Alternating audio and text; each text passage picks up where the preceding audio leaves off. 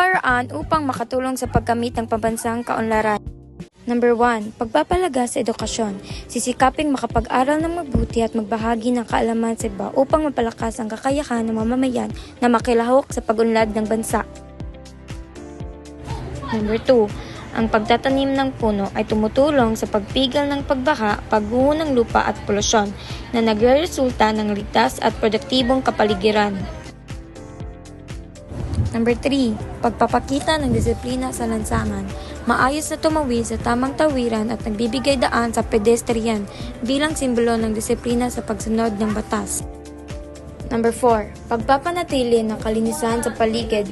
Nagwawalis ng mga kalat at nagtatapon ng basura sa tamang lalagyan bilang pagpapahalaga sa kalinisan at kaayusan ng komunidad. Number 5. Pagbibigay ng relief goods sa mga taong nangangailangan at sa mga taong nasa lansangan.